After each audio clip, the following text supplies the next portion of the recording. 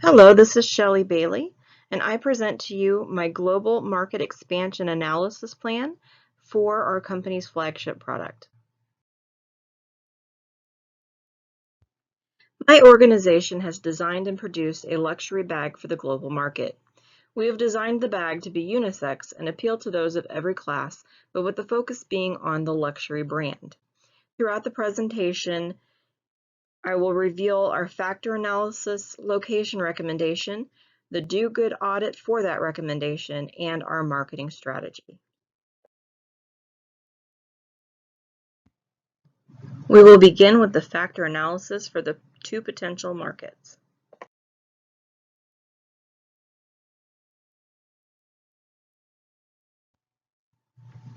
In comparing Japan and Ireland through Hofstede's insights, we see the results on the screen.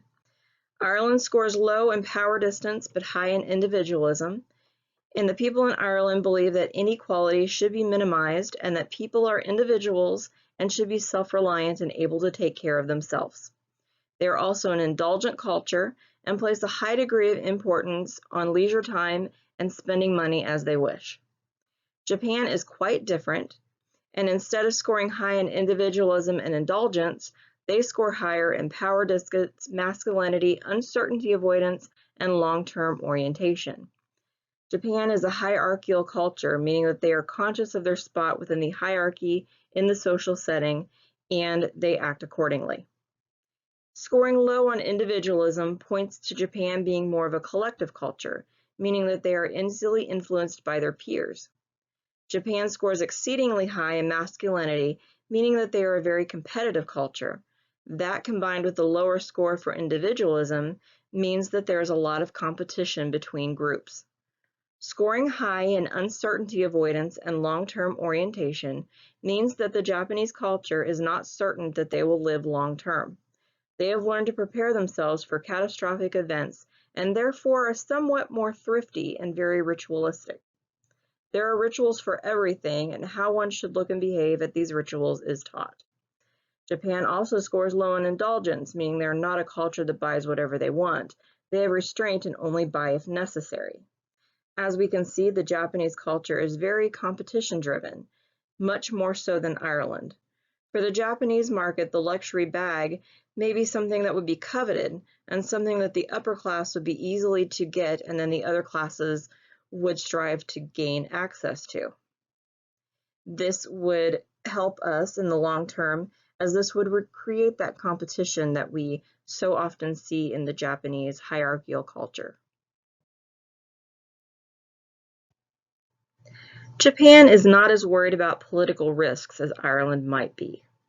However, foreign investors are accused of just investing, making money, and leaving without leaving anything behind for the host country. We will strive to break that stereotype.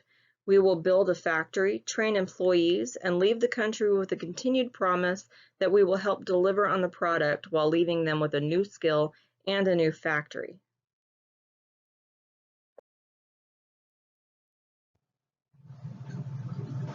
Here we can see the economic consideration.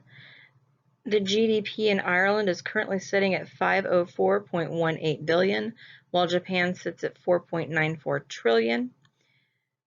The unemployment rate in Ireland is at 6.2%, with Japan at a lower rate of 2.8%. The inflation in Ireland is actually negative at negative 0.3, where Japan is sitting pretty good at a low 0.2 for an inflation rate.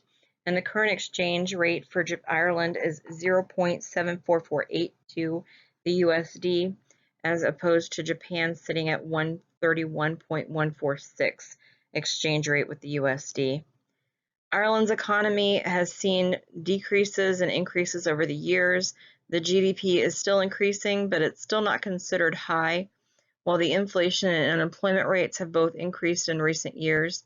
Both the stock market and exchange rate are also increasing.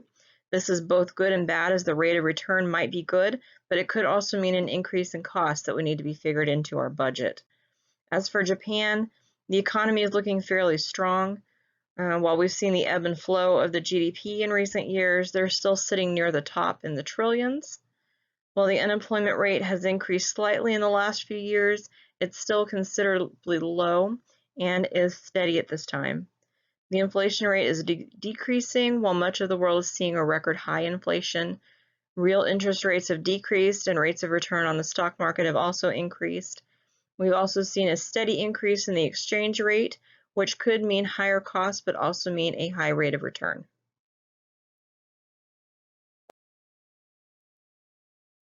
We'll move on to foreign direct investment.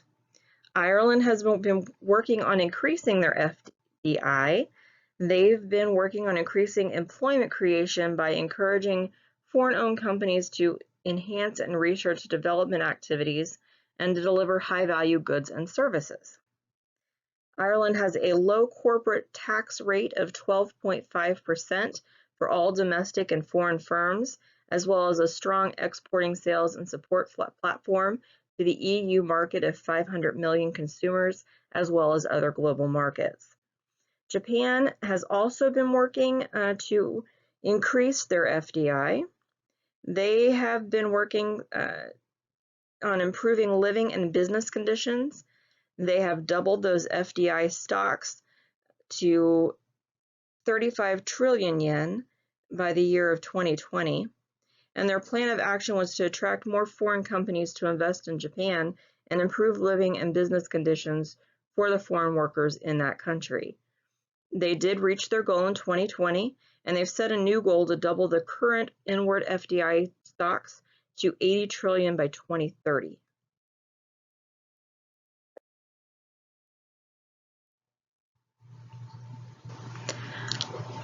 Our organization would be beneficial for not only both of the host countries, but also for our home country as well. For Japan, it will bring in the foreign workers that they need to help increase their population. Our organization would bring in those workers needed to manage and teach the skills that will be needed to create the product in the country. Ireland is also needing to grow employment opportunities, and our organization would not only do this, it would also teach new skills through new technology. As for our home country, there would not be a loss of workers or jobs. There's going to be a production facility here as well, and the same number of positions will be available in the home country as there will be in the host countries.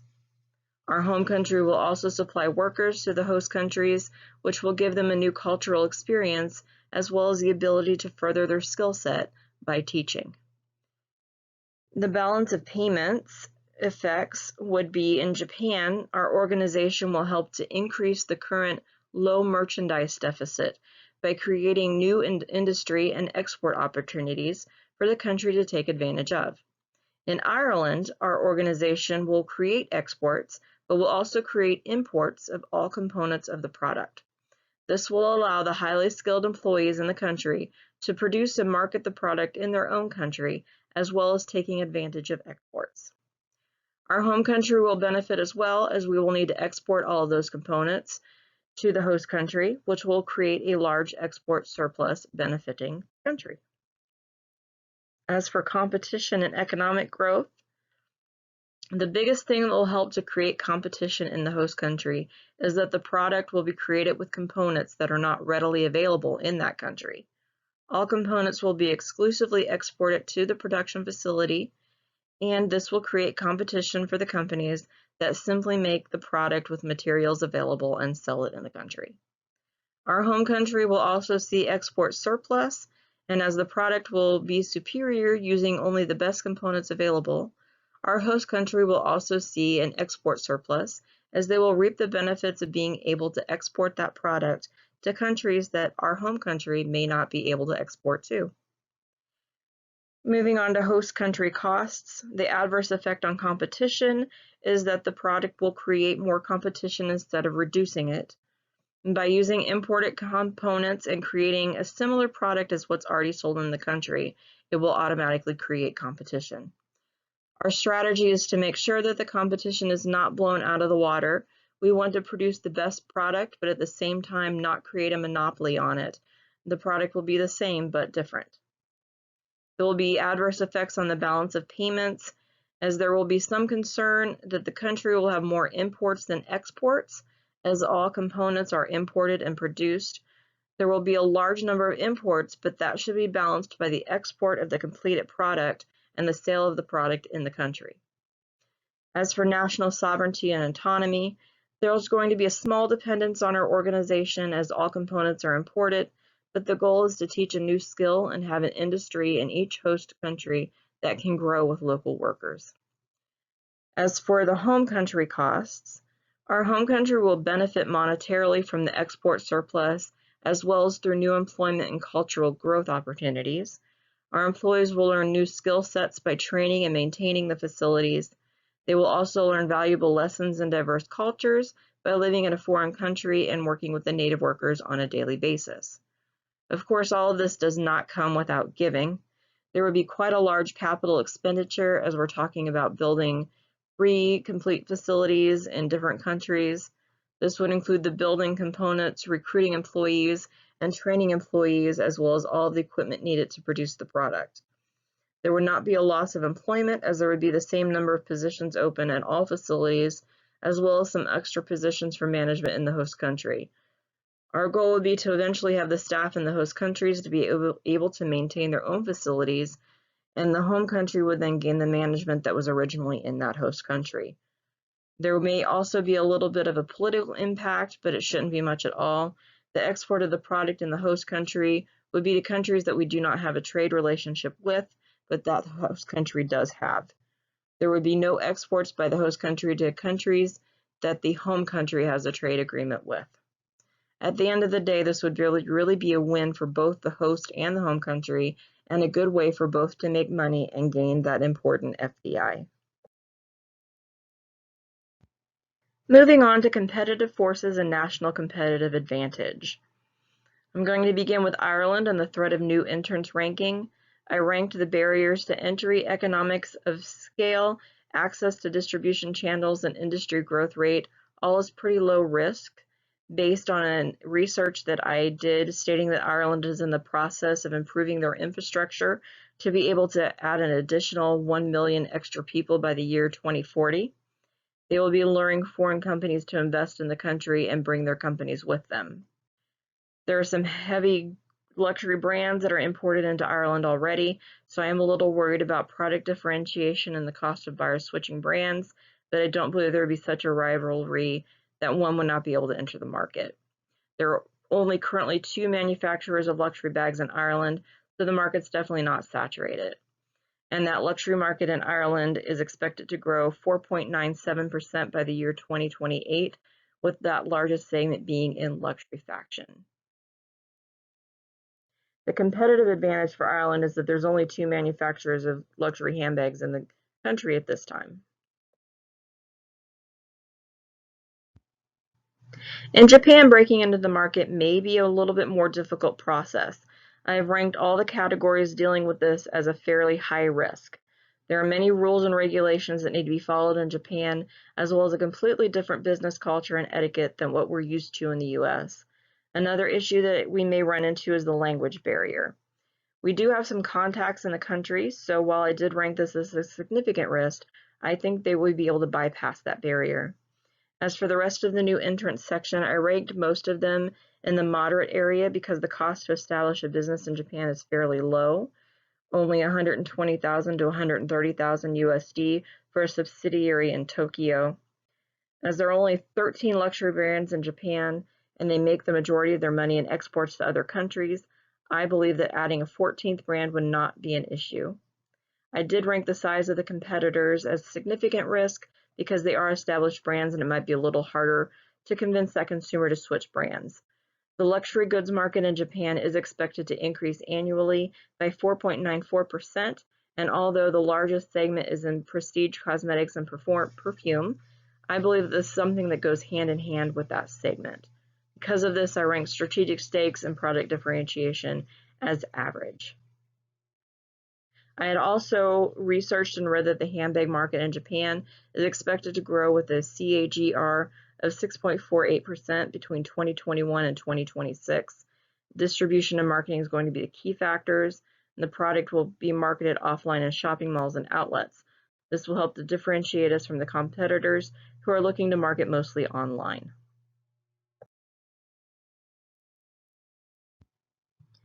As I previously mentioned, the competitive advantage for Ireland is that there are only 2 manufacturers of luxury handbags in the country at this time, and there is a growing demand for luxury items in that country where there's a highly educated and trainable workforce available to manufacture our product.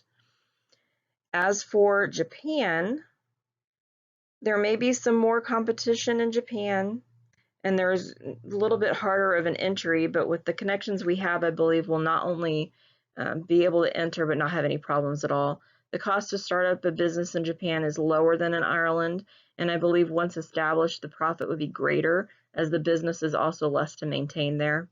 There's also many exit barriers in Japan, such as the Japanese legal system, problems with bankruptcy rules, and the need to protect a lifetime employment and Japanese governance practices. All of this makes us want to make the business work there even more. And then I believe that that's a competitive advantage in itself. Moving on to product standardization and localization considerations, I really didn't see any superstitions or anything in Ireland that would mean any standardizations or considerations would need to be anticipated in that country. In Japan, doing a little research, I did note that in 1966 there were low birth rates due to it being the year of the fire horse. There is a belief there that the women born in the year of the fire horse would be unhappy and eventually murder their husbands. And that year of the fire horse is approaching again, so we would need to take in consideration there may be a low female birth rate that year and to not advertise anything showing unhappy women in our advertisements for this year. Moving on to my location recommendation for the global launch of our product. I do recommend that we locate in Japan. We already have some connections in place. The luxury goods market is increasing. Unemployment and inflation are low. There's plenty of disposable income in the country. We can use the momentum of established companies to our advantage, and the business model there is completely different from others. I'm sorry this presentation is running a little long. We will do our best to continue. We are going to move ahead into our do good audit.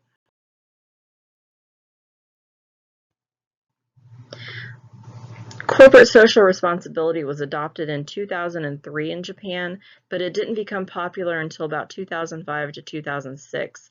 In order to continue what they have started in that country, I would adopt a recycling program as well as using recycled products in all of our office materials. We would also come up with a plan to use water more efficiently. I'm not sure the details of that plan yet, but that would be coming in the future. We would like to support the charities in the country, provide our employees with paid time off to volunteer, and provide opportunities to volunteer for our employees. We would be completely transparent with stakeholders and welcome feedback from them. And also, we would like to team up with other organizations in the country that promote CSR. And now we move right along into our marketing strategy for this flagship product.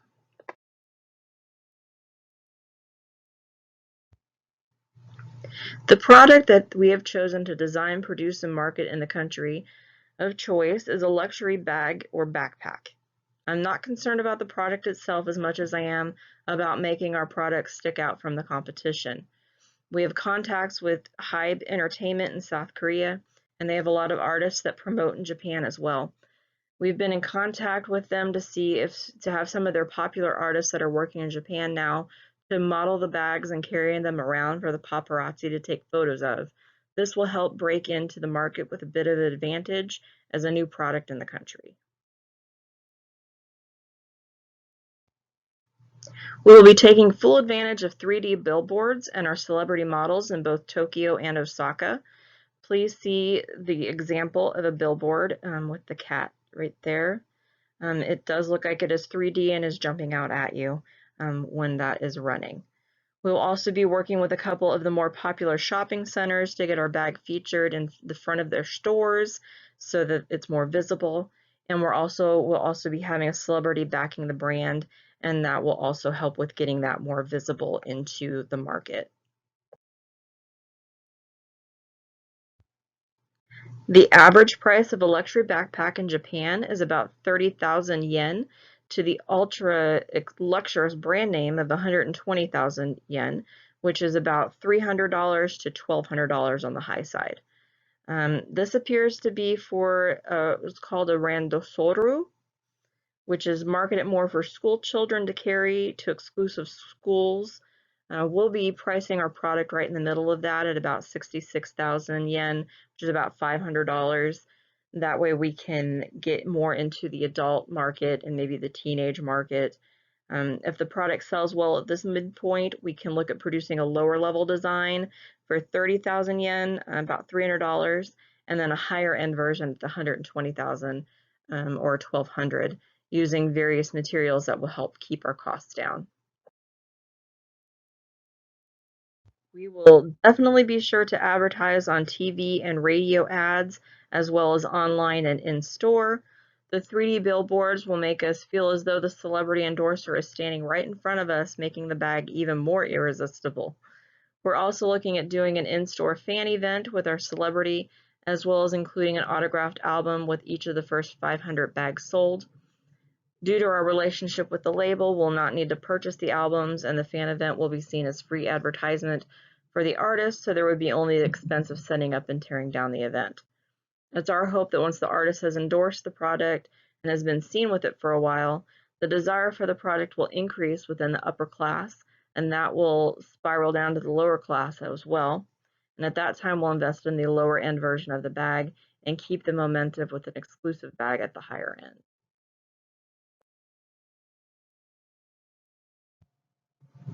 This concludes my global marketing expansion plan. I hope that I have convinced you that Japan is the correct market to introduce our flagship product to.